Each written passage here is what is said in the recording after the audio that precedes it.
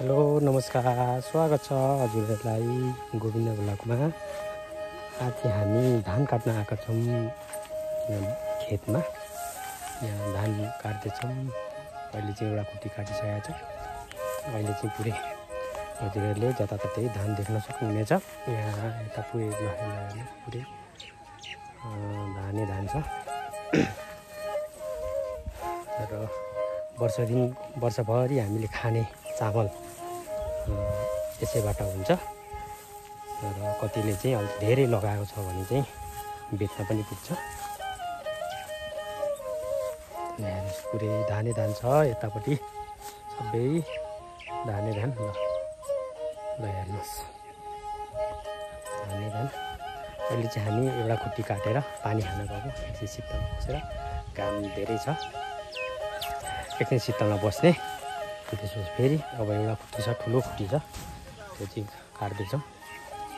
हजुरहरूलाई यो भिडियो मन पर्यो भने चाहिँ लाइक, कमेन्ट र मेरो च्यानललाई सब्सक्राइब गर्नुभएको छैन भने चाहिँ सब्सक्राइब गरिदिनु होला, ताकि यस्तो यस्तो भिडियोहरू हजुर सामु हुनेछ। ल हेर्नुहोस्,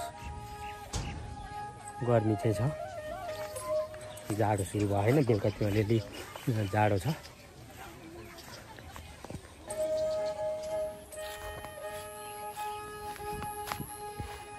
अझै एउटा खुट्टी काटिसक्यौँ हामीले।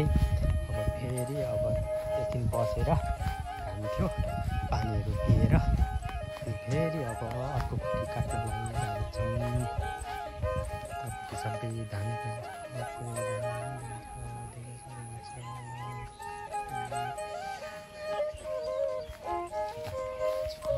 काटेर पाँचमा राख्नुपर्छ, त्यसपछि चाहिँ बाँध्नुपर्छ।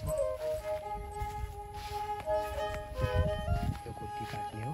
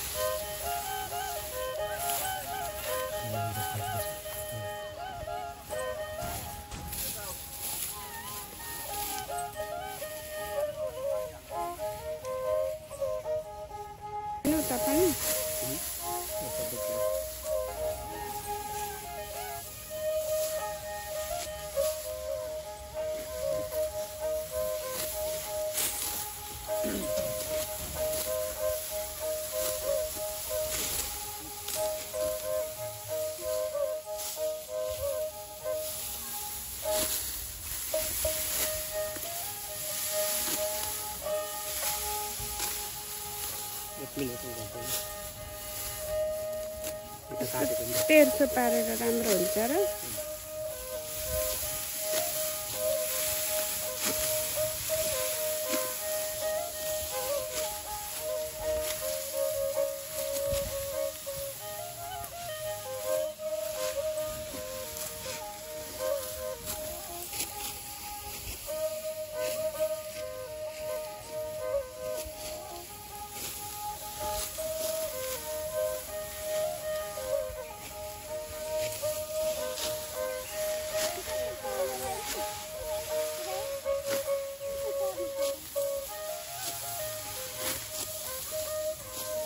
भरे सारौँला, अहिले काट्नुपर्छ।